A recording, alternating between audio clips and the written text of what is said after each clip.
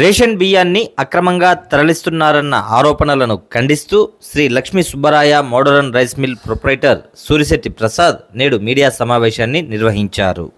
ఈ సందర్భంగా సూరిశెట్టి ప్రసాద్ మాట్లాడుతూ గత 25 సంవత్సరాలుగా ప్రభుత్వ నిబంధనలకు లోబడే ధాన్యం మరియు బియ్యం క్రయ విక్రయాలను జరుపుతున్నామని స్పష్టం చేశారు. ఇటీవల అవగాహన లేక కొంతమంది రేషన్ బియ్యాన్ని అక్రమంగా తరలిస్తున్నారని తమపై ఫిర్యాదులు చేయడాన్ని తప్పుబట్టారు.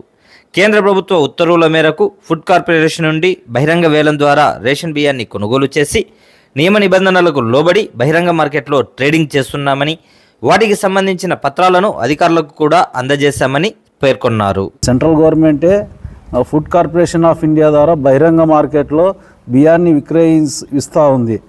ఇండియాలో ధాన్యం ఎక్కడైనా కొనుక్కోవచ్చు, బియ్యం కూడా ఎక్కడైనా కొనుక్కోవచ్చు, అమ్ముకోవచ్చు. దాని తగిన అయితే డాక్యుమెంటేషన్ కరెక్ట్గా ఉండాలి. గవర్నమెంట్ నియమ నిబంధనలు అనేది ఏ మిల్లరైనా పాటించాలి.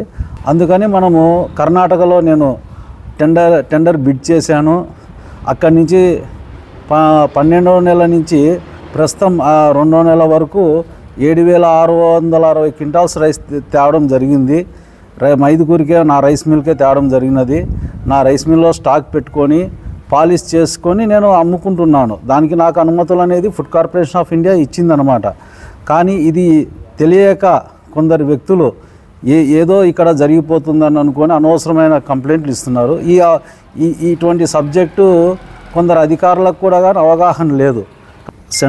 Central government food corporation of ఇండియాకి ఇచ్చిన ఆదేశాలు 17/1/2025లో ఆదేశాలు ఇచ్చింది. ట్రేడర్స్కి అయితే ఒక 2,800తో అమ్మమని విక్రయించమని చెప్పింది. మళ్ళీ ఇంకా స్కీమ్స్ ఉన్నాయి దీంట్లో. మాకైతే 2,800 రేటు పెట్టి ట్రేడర్స్ కొనుక్కోమని ఇచ్చిన ఆర్డర్ ఇది. దీని ప్రకారంగానే మనం టెండర్ బిడ్ చేయడం జరిగినది. టెండర్ ప్రకారంగా మేము ఆన్లైన్లో ఫుడ్ కార్పొరేషన్ వాళ్ళు జనరేట్ చేసిన ఆర్ఓస్ ఇందులో ఉన్నాయి. ఇది జనరేటింగ్ ఆన్లైన్లోనే ఉంటుంది. ఆన్లైన్లోంచి మనం ప్రింట్అవుట్ తీసుకొని మీడియా మిత్రులకి ఈ 2 కాపీస్ ఇవ్వడం జరిగినది. కనుక ఈ పరిశీలించండి మీరు కూడా. కానీ మేము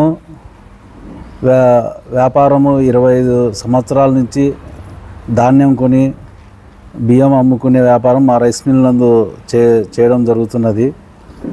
గత సంవత్సరంలో ఇట్లా రైసు అనేది టెండరింగ్ విధానం తీసుకొచ్చినారు గవర్నమెంటే. ఆ విధానంలో ఉన్నప్పుడు నేను అనంతపురం జిల్లాలో దాదాపు 25,000 క్వింటాల్స్ ప్రభుత్వానికి డబ్బు చెల్లించి అక్కడి నుంచి బియ్యం సరఫరా తీసుకొని ఆ బియ్యాన్ని మళ్ళీ పాలిష్ చేసి మనకు ఎక్కడ మార్కెట్ ఉంటే అక్కడ వెసులుబాటు అనేది ప్రభుత్వమే ఇచ్చిందనమాట. ఒకప్పుడు ఫుడ్ గ్రెయిన్ లైసెన్స్ సిస్టమ్ ఉండి దాన్ని కంట్రోలింగ్ వ్యవస్థ అనేది ఉండిండే. ఆ చట్టము అనేది తీసేశారు గవర్నమెంటే. తీసేసిన తర్వాత మనము ఇండియాలో ధాన్యం ఎక్కడైనా కొనుక్కోవచ్చు, బియ్యం కూడా ఎక్కడైనా కొనుక్కోవచ్చు, అమ్ముకోవచ్చు. దాని తగిన అయితే డాక్యుమెంటేషన్ కరెక్ట్గా ఉండాలి. గవర్నమెంట్ నియమ నిబంధనలు అనేది ఏ మిల్లరైనా పాటించాలి. అందులో లోబడే నేను అక్కడి నుంచి రైసు బహిరంగ వేలంలో తీసుకొని వచ్చి నేను మళ్ళీ మార్కెట్ చేయడం జరిగినది. ఆ మార్కెట్ చేసే టైంలో కొందరు వ్యక్తులు నా మిల్లు మీద అనవసరమైన కంప్లైంట్లు చేస్తే అప్పుడు విజిలెన్స్ ఎన్ఫోర్స్మెంట్ దాడుల్ని కూడా కానీ నేను ఫేస్ చేశాను. వాళ్ళు ఇక్కడుండి నా రికార్డులన్నీ పరిశీలించి లాస్ట్కు అన్నీ కరెక్ట్గా ఉన్నాయని చూపించి 2 days నన్ను విచారణ చేసి కానీ వెళ్ళారు. ఇప్పుడు ప్రస్తుతము దేశంలో బియ్యము అధిక ధరలు విక్రయం జరుగుతుందని సెంట్రల్ గవర్నమెంట్ ఒక స్కీమ్ తీసుకొని వచ్చింది. సెంట్రల్ గవర్నమెంటే ఫుడ్ కార్పొరేషన్ ఆఫ్ ఇండియా ద్వారా బహిరంగ మార్కెట్లో బియ్యాన్ని విక్రయిస్తూ ఉంది.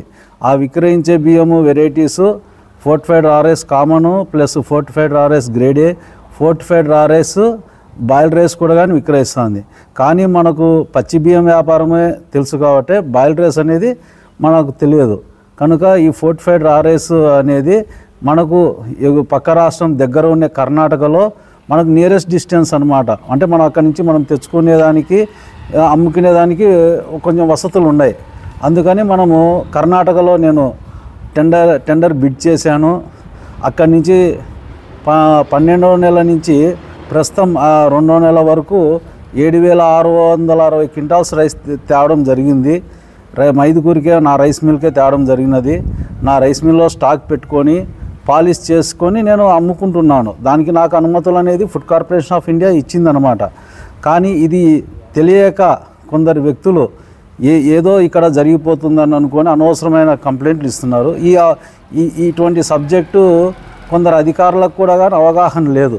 కనుక మనం అధికారులకు కూడా కానీ తెలియజేస్తున్నా ఈ ప్రెస్ మీడియా మూలంగా. కనుక అధికారులు కూడా గమనించాలి, మా విన్నపం వినాలి. ఈ డాక్యుమెంట్స్ అన్నీ ఉన్నాయి, మేము ఎటువంటిది కూడా కానీ అక్రమ వ్యాపారాలు ఏం చేయడం లేదు, అన్ని గవర్నమెంట్ నిబంధనల ప్రకారమే పాటిస్తున్నాను. దీన్ని మీ మీడియా మిత్రుల ద్వారా సందేహాన్ని అధికారులకు చేరవేసి మిగతా వాళ్ళకు కూడా చేరవేయాలని కోరుతున్నాము.